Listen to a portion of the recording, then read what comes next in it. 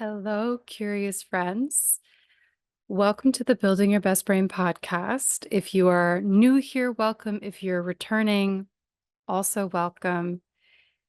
If you are returning, you probably know that we are in a new era of this podcast. So, something I've been doing more recently when it comes to building your best brain, basically to help us dive into topics more deeply so that we can get a better appreciation of them, so that we can fully understand how it may or may not be applicable to our life.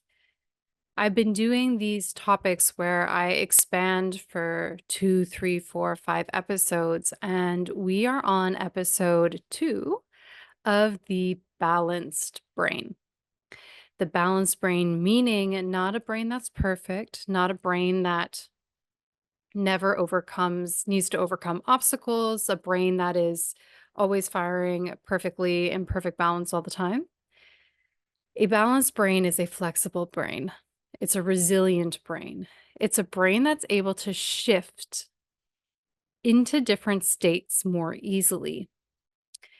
And I'm particularly passionate about this topic. It's something that I work a lot on myself. If you're not watching, I'm pointing all the fingers at me. Something I work on a lot and something that I work with people through brain training. But the last episode, we touched on how boredom plays a part in the balanced brain. So if you're curious to dive into that, you can hop in the show notes to find it. With these episodes, it is a bit of a layered cake. So they do build, but they can be consumed on their own as well. So you don't feel the need to pause this to go listen to the other episode. You'll still be able to follow along, but of course I encourage you to go listen. This one, I want to touch on neuroplasticity, the science behind neuroplasticity. When we're talking about shifting different states, that scientific concept is really important, but I want to talk about a piece of neuroplasticity I have yet to hear somebody talk about yet. And please don't be shy to correct me if I'm wrong in the comments. Go for it. But something about neuroplasticity, I think with the rise of social media, also with the rise of neurodegenerative disorders, so aging disorders like Alzheimer's, dementia, Parkinson's, ALS, you name it, neuroplasticity has come up as a hot topic. And I have to say that both with FIFA right now and the World Olympics just passing, right, the Winter Olympics, neuroplasticity has also become a point of interest in athletes and athletes talking about it. In particular, one that I have reviewed a few times now is Eileen Gu, who is a skier that straight up talks about neuroplasticity. And everybody, not everybody, but a lot of people kind of go bananas for it because she did incredibly well this last Olympic run. And her story is not linear, right? It's not just like a string of successes, right? When we're thinking of the balanced brain, she definitely overcame quite a few obstacles to be able to have the Olympic run that she had. And she attributes it to neuroplasticity. And I bring this up because I will bring it up later with my own story on neuroplasticity, but a really key component that's not fun to talk about, that's not sexy, that's not going to make anybody go viral is patience. You need patience for neuroplasticity to truly do its magic. Now, if you are like, you made me listen all the way here to just tell me that is patience, I'm turning off. Do not. I mean, do what you want to do, but I advise you not to. If this triggered you in any way, like I know it has triggered myself, patience is one of those things that I struggle with. And what's really funny with me is that I have buckets of patience for everyone else but myself. And it's one of those things that I teach yoga. I'm a yoga meditation teacher. It's something that I've been doing alongside my PhD for many years. And so it is a skill that I've grown to be able to hold space for others, but it was a skill I feel like I've always had, even when I was younger, teens, even tweens. I was always really good with kids. I was always really good with, um, even older people, like the elderly. And I mention that because, with kids, right, we're doing everything slower, right? And we're not doing anything linearly, which I think is beautiful and something that we could maybe all benefit from tapping into a bit more. But that's where a lot of people get impatient with children, right? Because like we have places to go. We, like get to the point already kind of thing. But even as a young adult, teen, tween, I was always incredibly patient with kids and I love spending time with them. And same with older people. I would gladly listen to their stories or walk slower to get to wherever we needed to be. And that continued to build with my yoga teacher training and teaching yoga as much as I do now, that ability to hold space and to, maybe I should define holding space. Holding space is basically being able to be present for the sole purpose of being present for other people. It's actually not a bad definition of should write that down somewhere. But that's what I call holding space, right? And when you're teaching yoga, for the most part, although occasionally somebody will like pipe in and say something, you're speaking to a room full of people where nobody's saying anything back to you. Nobody's really nodding their head. We're just going through the motions. But when it comes to myself and being patient with myself, that is a whole different ball game and a ball game that I have to continually chip away at. And it really clicked in that patience is an ingredient a lot of us are missing when it comes to neuroplasticity.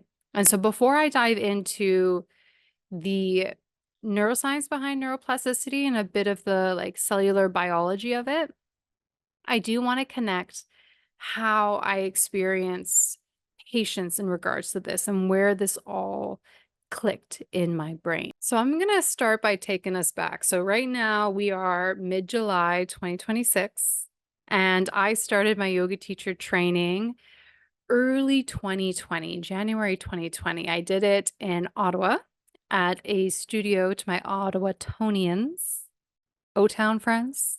I don't know what's the right way to say it anymore. Ottawaians.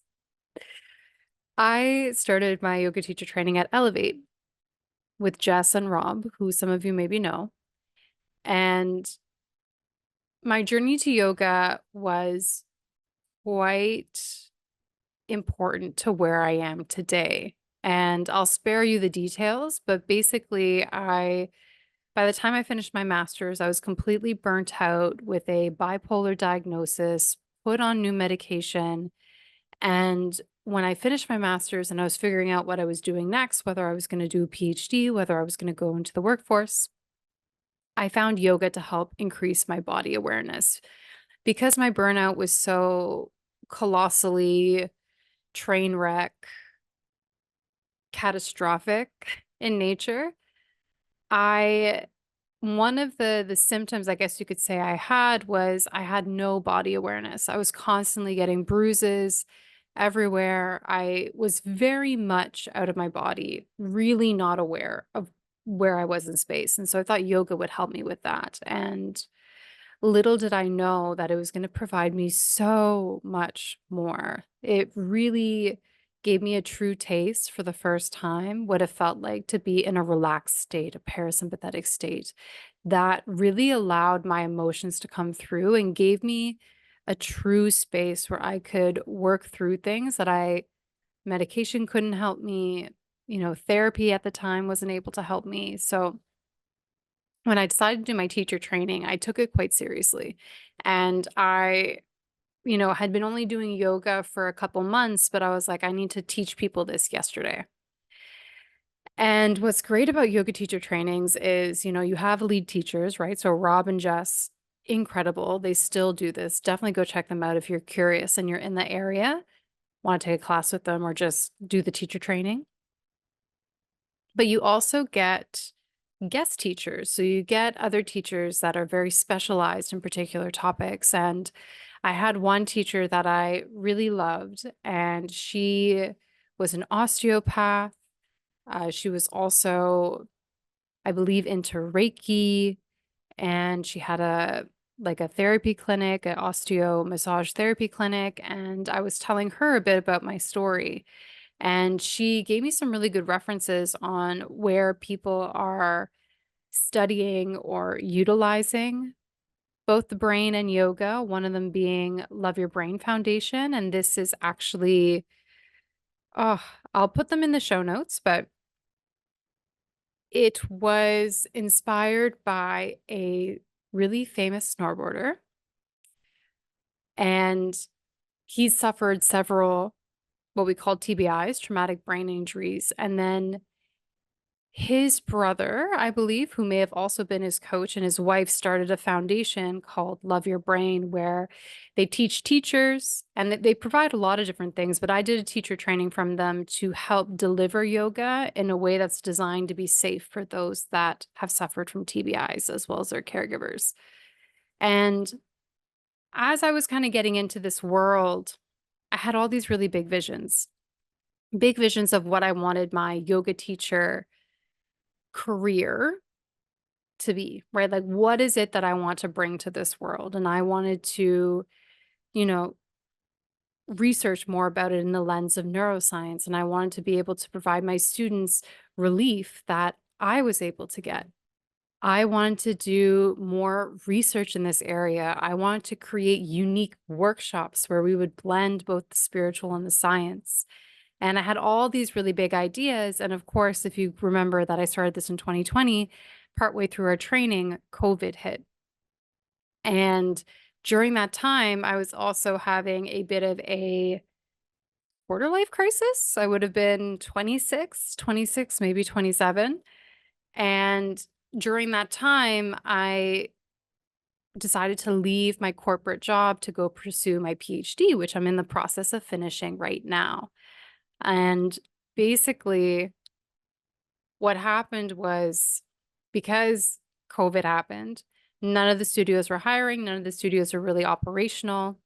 And lucky for me, I was posting online on YouTube, and then the studios wanted kind of like quasi hybrid classes. And since I was comfortable teaching in front of a camera, I was able to get a few studio spots in Ottawa for a couple months. And then, of course, I moved to Montreal to do my PhD. And I allowed myself to get cozy in my PhD for a couple months, just get settled in. And then I was like, all right, I got to find my teaching gigs, right? Like I got workshops I want to give, research I want to do, classes, students I want to meet. And I shopped around a little bit, went to a few yoga studios and found a few that I really liked, two in particular. And I got to meet with the studio owners, and they graciously agreed for me to be on the sub list. And so if you're not familiar, the sub list is like a substitute teaching list, and every studio, and it seems like every city kind of deals with it a bit differently. So the studio I was at before, if you were on the sub list, I was used to getting potentially offered a class a week. In this particular case, in Montreal, when you're on the sub list, turns out there's two sub lists. When you're on the sub list, what was happening was I was getting one class once every like 3 or 4 months. And I knew that like I really wanted to be in a studio, although I did work at McGill Gym and I loved it. It was a great experience there. But I wanted to work at a studio because I wanted to give these specialized workshops. And that is one of the places that is a good fit for that kind of organizational, structural, that sort of thing. And I remember, I'm trying to think of how long it would have taken me. It would have taken me a year and a half, not quite two, maybe two, to get a spot on the schedule and to get on the other kind of substitute teaching list. And I found my home at Akasha Studio. But during that time, I was putting a lot of pressure on myself and beating myself up for not teaching more and continue to tell myself that it just wasn't going to happen. No matter how hard I tried, it wasn't going to happen. It wasn't happening fast enough was a big thing. And it's a big thing. It's a very recurring theme in my life. It's not happening fast enough. And even once I got into the Akasha Studio, this is like, I'm not special, guys. This is the process of getting into studios to teach. There's a lot of yoga teachers, not a lot of spots, and this is not to be discouraging because I mean, it worked for me. So there's no reason why it wouldn't work for you if you're in this particular boat. But I was replacing somebody that was on sabbatical. And so after teaching their class for 4 or 5 months, I kind of got booted out and was teaching another class. And I was teaching it for a few months, got booted out, was teaching another class for a few months, booted out, and the same kind of messaging I had in my head. And what this did was this put a lot of pressure on every single class I took, which meant that before every single class I taught, I was not exactly relaxed. Which is okay, right? Like whenever we're doing something new, there's always going to be a level of discomfort, but the discomfort wasn't really from doing something new. It was from this, it's not happening fast enough. Like a lot of things were happening behind the scenes, which I'll unpack in a little bit. And eventually, right? So there was maybe a year of this kind of like me hopping around the schedule. There was a class spot created for me that the studio wanted to test out, which is Friday, 4 p.m. Hatha. So who knows? By the time you're listening to this, maybe I won't be teaching that spot anymore, but this is the spot that I've held for over 2 years. And I get offered subs all the time. And if I take them, I can. It really doesn't take me long to prepare for a class. The ideas just come now. And I don't feel nervous teaching in front of a group, even if it's in front of a group of people that I've never met. If anything, the only stress I feel is potentially from the students. And it's a pretty cool feeling as a yoga teacher. And I'm sure other people in other modalities feel this way as well, where a person comes in and they're really stressed out. And then as the time progresses, you can see them visually. It's so cool, even just by how they're breathing, that they're getting more and more relaxed. But I've walked into some rooms and I'm like, the energy's funky in here. And then I remember, okay, it's not me, it's likely them. Let's do what we need to do to bring ourselves to a balanced state. How funny is that? But before, because I was putting so much pressure on getting the spot because it wasn't happening fast enough, I was putting a lot of pressure on my classes, and preparing for them was stressful. Leading up to it was stressful. And luckily, because I'd been teaching enough, once the class got started, the actual class wasn't very stressful, but the whole process was a lot harder than honestly it needed to be. And the neuroplasticity part is really what I'm touching on at the very end, which is that preparing, teaching, all those classes become so much easier because of all the repetitions that I had leading up to it. And now I give workshops regularly at the studio. I mean, I give workshops outside the studio as well, but I've been able to create really, really cool blends of spirituality and science. And I taught one of the teacher trainings as a guest teacher, just things that I was telling myself were not in reach and that needed to happen faster.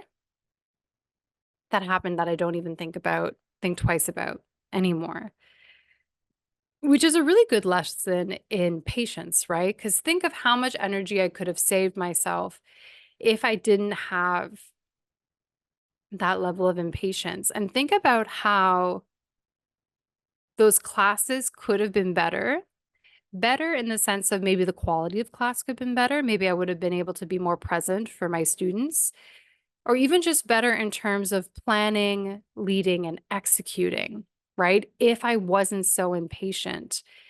And there's I'm going to talk about the science behind neuroplasticity now, and then I'm going to unpack what impatience does to our brain and why it kind of counteracts or makes neuroplasticity harder to achieve than it, in theory, has to be. But neuroplasticity is the ability for your brain to change, essentially. So it is not your brain's ability to produce new cells. And I say that that's something called neurodegeneration. And I say that because people often talk about neuroplasticity and neurodegeneration. And while it is useful there, it's not replacing cells that have died, but it's all about manipulating the connections you have in our brain. And so I'll put in the show notes the brain fundamentals episode where I unpack a lot of this. And it's also, there's like other great things in there if you're looking for a refresher on some of your neuroscience 101 or you want to have some neuroscience 101, that's a great place to go. Your brain is comprised of neurons, right? There are these cells that are very polarized. So one end looks like a bushy tree, where we call dendrites. You have a long, skinny part, which we call an axon, and this is where a signal will go down. So you basically, from your tree part, your dendrite part, you receive all these inputs from other cells. All those inputs result in what we call an action potential, a signal that goes all the way down to the base. And at the base, you have these little, what we call buttons, and that's where our neurotransmitters are housed. And so if the signal makes it all the way to the end, it releases neurotransmitters, and then those neurotransmitters act on other cells. And that's where signals get what we call propagated, where they get passed down. And so a circuit will comprise of at least 3 neurons. Often there are more. And they're in these connections called synapses. Here, let me see if I can get my screen to be chill with me. Okay, amazing. So to my left, let's say we have neuron 1. To my right, we have neuron 2. And this is going to be the terminal button. And this is going to be on the left here, dendrites.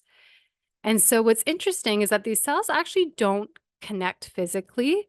There's small, small spaces in between called synapses. And what this does, basically, once the second neuron releases its neurotransmitter, so the neuron fired, boom, neurotransmitters are in the space. What they do is they actually bind to receptors, which are just proteins that'll catch them from the dendrites. And that'll make that neuron more likely to fire or less likely to fire. And the space in between is the synapse. And this is what we call a synaptic connection. This synaptic connection can be changed in a lot of ways, and this is where neuroplasticity comes from. So you may have heard of different molecules that help with neuroplasticity, right? Brain-derived neurotrophic factor, BDNF, is a really big one. You may have also heard of activities that help boost neuroplasticity, right? Such as playing a musical instrument, exercise, really what you're doing, because a circuit will be associated with a specific function. So when we're learning new things, when we're shifting into different states, especially if we're shifting into a state that we are not used to being in, this is where neuroplasticity comes in to help make those connections stronger. And to make those connections stronger, there's a bunch of different ways to do it. And there's a bunch of different ways that it happens, but one way that it happens is through repetition. When we repeat something over and over again, those synapses and that entire circuit will become stronger. And what does it mean when we have a stronger circuit? What it means is that that circuit needs less stimulation in order for it to fire. The reason why I brought up Eileen Gu, Olympics, FIFA before we even started is that honestly, nobody knows this better than Olympic athletes. I'm not an Olympic athlete. I would like to say I'm athletic. And I've certainly done sports at, a competitive enough level that I feel comfortable to say that I can potentially empathize, but I'm definitely not an Olympic athlete.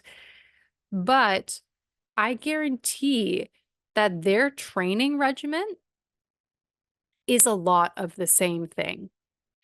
They're advanced, right, in terms of their skill, they're advanced in terms of their talent. But a part of the way that they get to the next level is not by learning a new tip or trick every single week. It's doing the exact same thing over and over and over again. And I believe a really great example of this would be Kobe Bryant, where his coach would focus on like one skill. It's either every month or every year, I don't remember. And that's how he became one of the greats, right? It was not because he was, doing every new thing every day or even every week or even every month, but he was focusing on one skill at a time and doing it, repeating it so that it would be so strong in his brain, right? Neuroplasticity would take over, right? Because when our brain is repeating something over and over and over again, it's going to create mechanisms so that it's stronger. This is where the whole cells fire together, wire together comes into play. And what it means is that when he needs to use it in a game, he doesn't even have to think about it. It's already there.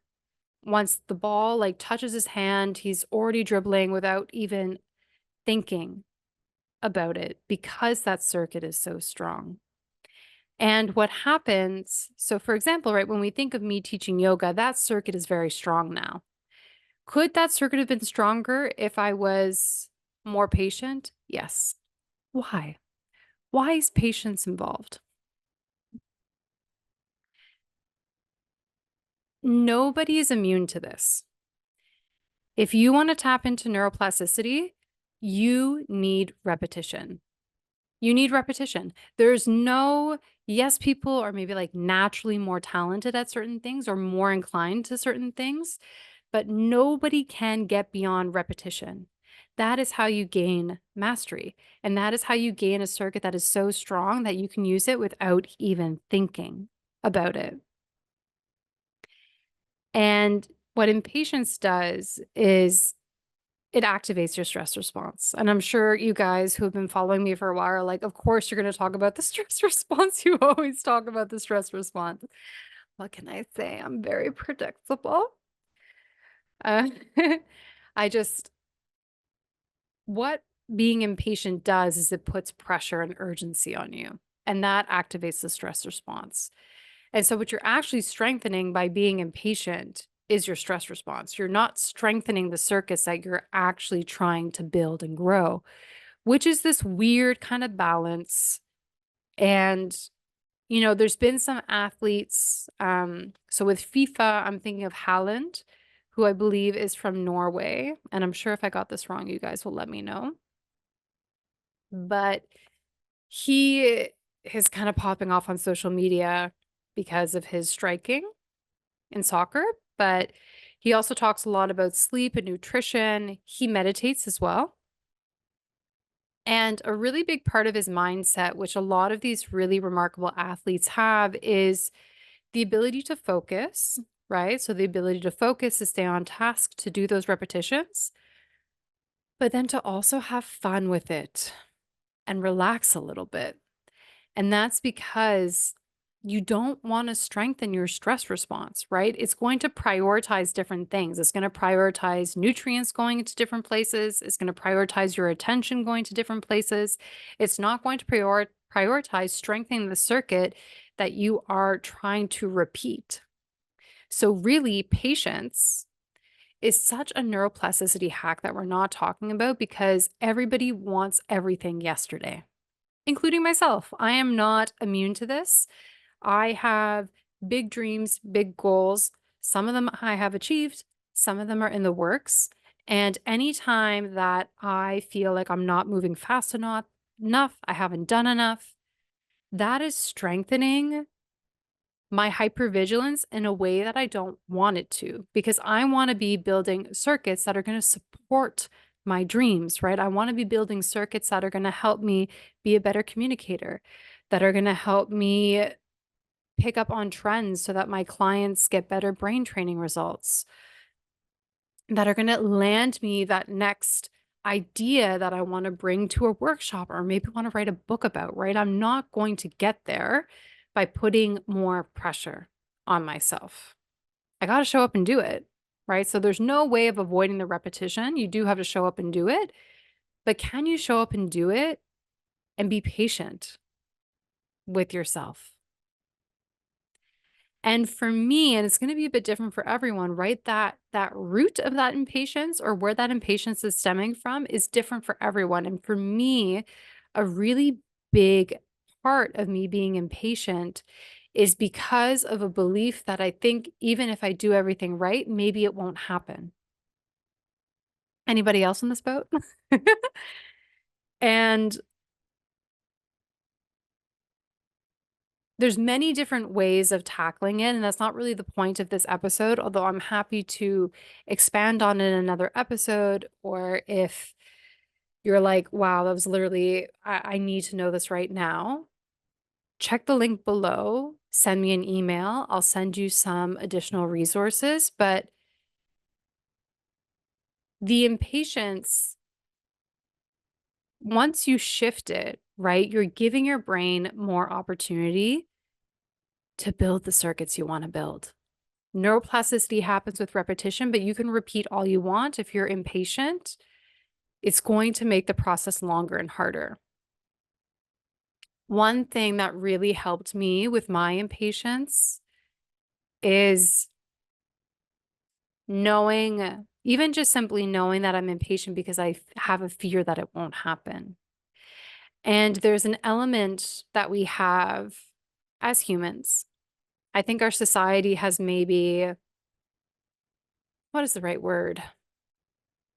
Use this element of humanness to their advantage, whether it's for capital gain or eyeballs or whatever it may be, where we want results to know that it's working.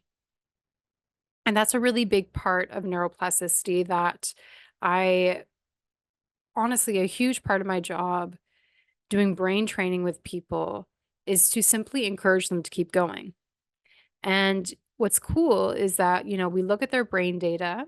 So briefly, what I do is a specific program called Fire and Rewire, where people rent at-home EEG devices, and EEG devices measure brain activity, electrical activity.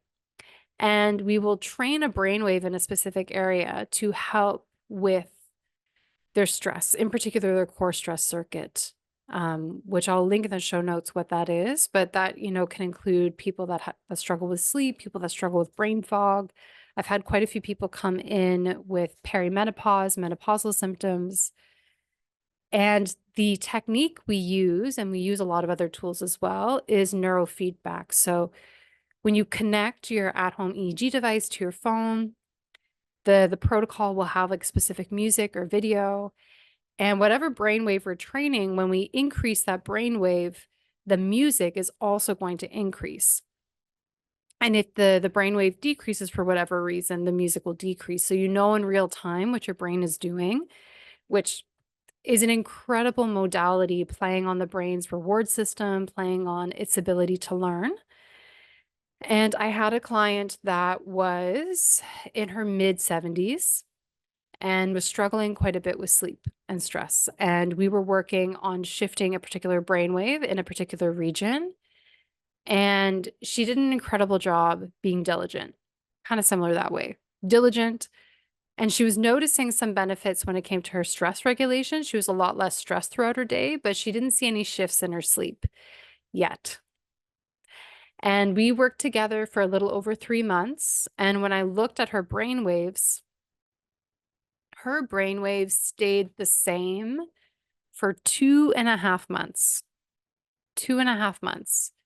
And she's kind of like, am I doing anything right? Like, I'm doing it. Like, I'm experiencing some relief, but not all of it. Like, what am I missing? And I said, like, you got to see how this is perfect. How having your brain not shift right now is perfect, which is, let me tell you, tricky, but a powerful exercise. And continue to stay consistent and be patient and kind with yourself. And I kid you not, the last 2 weeks, her brain waves shot up in the best way. And she figured out, which was really cool, what it was she needed to say in her head in order to achieve that increase. And so this is what I mean by neuroplasticity. There's a lot of things changing in the background. Your brain is responding, and it does simply just, even when you're patient, especially if you're impatient, takes time for the brain to shift. And this is a blessing. This is not a curse. Imagine spending years being an expert, gaining like a mastery in something, and then all of a sudden it just goes away. That doesn't happen because of neuroplasticity. And having the patience to allow the brain to do what it does is going to help you so, so much in the long run. So my call to action for you guys, because I know this episode we unpacked quite a bit. And if you have questions or if you feel like I don't really know where to take this information now, please send me an email. You can find it on my website, which is in the show notes. This is also something that I understand. There's only so much we can talk about at a podcast, which is why I offer free Pick My Brain webinar series that I give once or twice a month. And in order to be able to access those, whether you want to attend live to answer your question, or if you want to listen to the replay and really benefit from the questions that we all have, you can sign up for my newsletter below. That there's no selling on my newsletter. It's simply to give free resources, talk about specific topics, and to let people know when the webinars are so they can sign up. I would invite you, as a good exercise as a place to start, to see where you are impatient and to ask yourself why. Those are two really great places to start. And if you need someone, if you find it and you're kind of like, I need to share this with someone, don't be shy, share it to me. And if you have any questions in regards to what I talked about on this episode, again, don't be shy to reach out to me, whether that's in the comments or email. If there's anything I haven't explained fully, I'm happy to further dive in. And thank you so much for your time, for your patience, getting through this episode. I am so happy you're here, so proud you made it. And know that there's no difference between you and an Olympic athlete in terms of what you want out of this life. Doing that little exercise of figuring out where you're impatient and why is going to be a really big stepping stone into integrating all that repetition you're probably already doing and getting your brain on board to building that circuit to support your dreams. Thank you so much for your time. I'm really looking forward to the next time we get to connect together. Wishing you a wonderful rest of your day. Bye.